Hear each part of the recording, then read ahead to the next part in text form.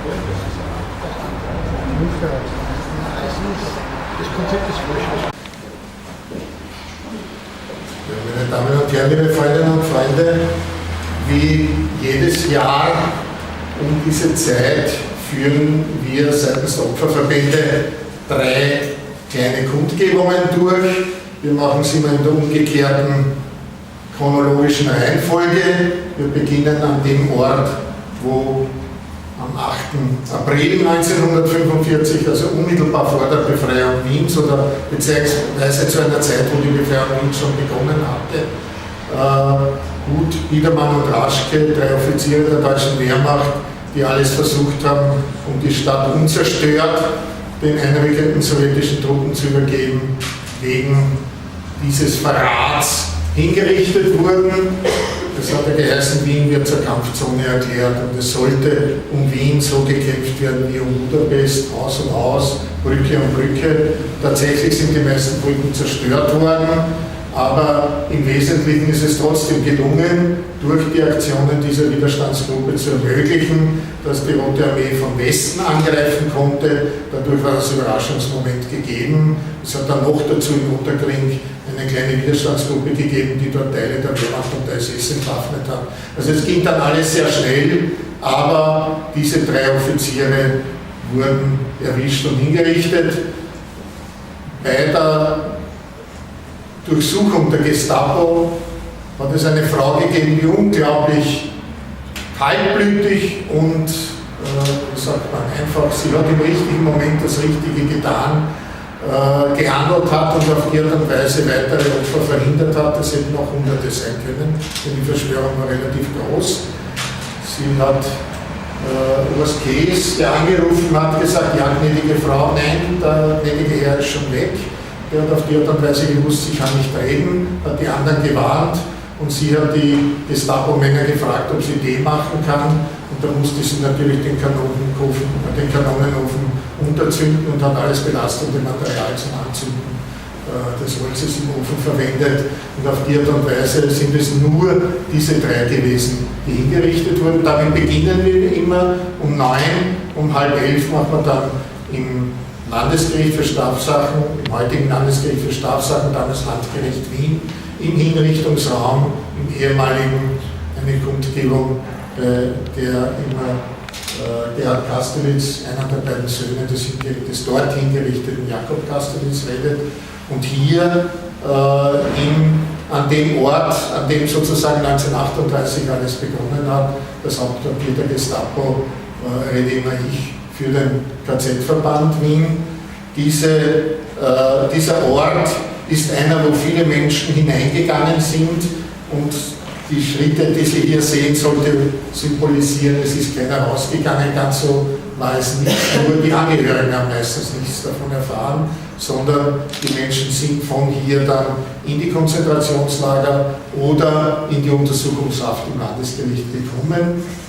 Die Verhöre der Gestapo waren brutal, aber waren vor allem psychologisch raffiniert. In sehr vielen Fällen hat man nicht unmittelbar gefoltert, sondern mit der Folter gedroht, und zwar meistens nicht mit der eigenen, sondern der Angehörigen. Und das war dann in sehr vielen Fällen doch ein sehr wirksames Mittel, um Menschen zum Sprechen zu bringen.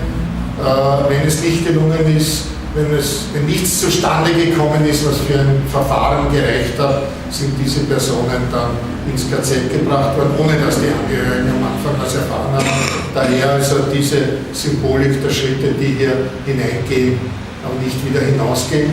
Es war hier der Hintereingang, also nicht ganz genau hier, ein paar Meter links von hier, als dieser große Schutthaufen, der hier war, weil das Haus 3-mal bombardiert wurde bei Kriegsende, dann weggeräumt wurde und an dessen Stelle dieses Genossenschaftshaus errichtet wurde, hat man mit den Genossenschaftern und Genossenschafterinnen ausgemacht, dass sie ihren Beitrag leisten, weil sie in diesem Haus, nicht in diesem, aber in einem Haus, das an diesem Ort gebaut wird, wohnen, um hier auf ihre Kosten eine kleine Gedenkstätte an dem Ort, an dem diese Menschen das Haus betreten haben, zu errichten.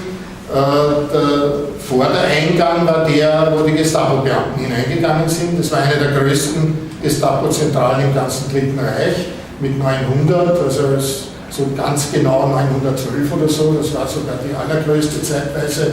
Das weitere so große Gestapo-Zentralen waren alle auch in Grenzgebieten, in Köln, in Prag und eben in Berlin selbst natürlich, wo dann neben der Berliner Gestapo-Zentrale noch das Reichssicherheitshauptamt war. Aber das waren im Wesentlichen die Zentren der Gestapo im Dritten Reich. Also dieses hier ein ganz wichtiger Ort der Verfolgung.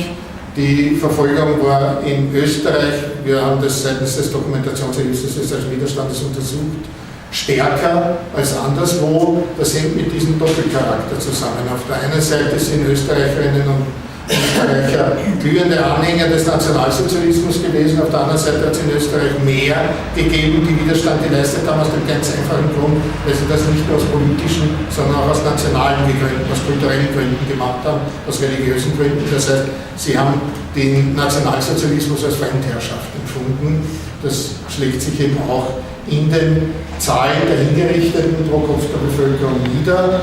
Und das ist etwas, was auch die Nazis veranlasst hat, hier diese riesige Gestapo-Zentrale zu errichten. Gleich 1938 im April wurde dieses Haus beschlagnahmt. Das war das Hotel Montemol, waren jüdische Besitzer. Das heißt, die Beschlagnahmung ging nach Nazi-Gesetzen relativ leicht. Und hier hat also dann die Gestapo gewirkt. Die Häftlinge sind hier meistens nur zum Verhör gekommen. Untergebracht waren sie entweder auf der anderen Seite des Donaukanals, in einem Haus, das heute nicht mehr existiert, dort wo die Schiffamtsgasse mündet in die Lände, das ist das Bezirksgericht Schiffamtsgasse gewesen, oder im Polizeigefangenenhaus, das ist dort, wo jetzt das Schulhaftzentrum ist, hinter der Rosauerlände. Und von beiden Orten war es möglich, was von hier völlig unmöglich gewesen ist und dann auch in der Strafhaft nicht mehr möglich war, aber als Untersuchungsgefangene war das möglich, Kassiber zu schmuggeln, weil die ja kein Sträflingsgewand hatten, sondern ihr normales Zivilgewand anhatten, haben die Angehörigen die Möglichkeit gehabt, diese Kleidung regelmäßig zu waschen und dann konnte man in die Kleidung etwas einnähen. Und ich möchte Ihnen aus einem dieser Kassiber etwas vorlesen, weil ich glaube, dass das sehr gut zeigt, auch dieses Hin und Her, dieses Schwanken zwischen Todesangst und der Hoffnung, es wird vielleicht doch irgendwie noch gut ausgehen. Ich habe das aus einem Buch, das ich gemeinsam mit einer Schauspielerin, die diese Kassiber gefunden hat, im Nachlass ihrer Schwester, die Kassiber der Elfriede Hartmann aus der Gestapo-Haft. Elfriede Hartmann hat einen Freund gehabt, der bei der Wehrmacht war, Rudi Marschall, der ist in Norwegen verhaftet worden. Gemeinsam haben sie sich an Wehrmachtssoldaten gewandt, zum Widerstand aufgerufen und sie hat alles getan, um ihren Rudi zu retten, was nicht gelungen ist, was sie aber natürlich sehr viel später erst erfahren hat. Im Kassiber vom 15. September 1943 heißt es: Ich bin nicht im geringsten erschrocken, dass ich schon in einer Woche Verhandlung habe. Im Gegenteil, diese Tatsache hat fast beruhigend auf mich gewirkt. Ich gebe mich keinerlei Illusionen hin, wie ich auch Mama sagte. Bitte, auch ihr, Mama ist die Mutter ihres Freundes, Rudi Marschall. Bitte, auch ihr, also ihre beiden Eltern, dürft euch keine Illusionen hingeben. Ihr müsst den Dingen gefasst ins Auge blicken. Bitte, ihr müsst mit der Überzeugung zur Verhandlung kommen, dass es für mich nur ein Urteil geben kann. Meine Lieben, ich will euch nichts vormachen. Ich darf es auch gar nicht. Denn die Reaktion wäre ja noch viel furchtbarer für euch. Bitte esst ein anständiges und ausgiebiges Frühstück. Müsst euch halt dazu zwingen. Nicht, dass ich, wenn ich aus dem Verhandlungssaal komme und euch tot sagen muss, ihr mir zusammenbrecht. Nehmt euer Herz fest in beide Hände und seid stark. Ich weiß, wofür. Ich habe gekämpft in dem Bewusstsein, dass, wenn ich auffliege, es keine Rettung für mich gibt. Ich war immer darauf gefasst. Für mich ist das Urteil nicht schwer. Also, meine Lieben, Mut, Mut, noch lebe ich. Was ich nicht gewusst habe, ist, dass am 22.09. hat sich das Todesurteil in Krems dann erhalten. Der Volksgerichtshof hat seine Sitzung in Krems veranstaltet, aber bereits einen Monat vorher, am 27.08., ist Rudi Maschel hingerichtet worden. Winfried Hartmann selbst ist am 2. November 1943 hingerichtet worden. Und ich möchte, dass wir jetzt eine Minute des Gedenkens für jene, die hier waren und anschließend zur Hinrichtung gebracht wurden, und jene, die in den Konzentrationslagern zugrunde gegangen sind. Wir gehen dann anschließend zum Denkmal am Motzenplatz.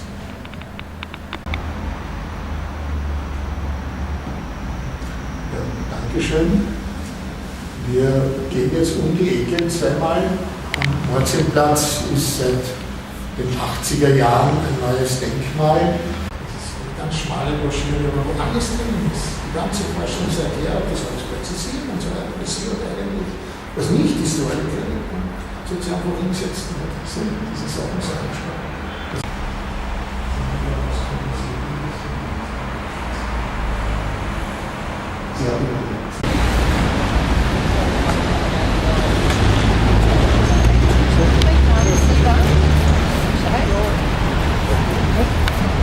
Gestapo war aber auch letztendlich die koordinierende Stelle für die Verfolgung, Deportation, Ermordung der Juden. Das heißt, die Judentransporte sind zwar von der Zentralstelle für jüdische Auswanderung im 4. Bezirk letztendlich durchgeführt worden, aber die Koordination hat das Judenreferat der Gestapo gehabt. Das war der stellvertretende Gestapo-Direktor Ebner. Daher haben wir auch hier den Davidstern. Das heißt, das ist eigentlich die zentrale Stätte, die sowohl für die Verfolgung der Widerstandskämpfer als auch für die Verfolgung der sogenannten rassistisch Verfolgten errichtet worden ist.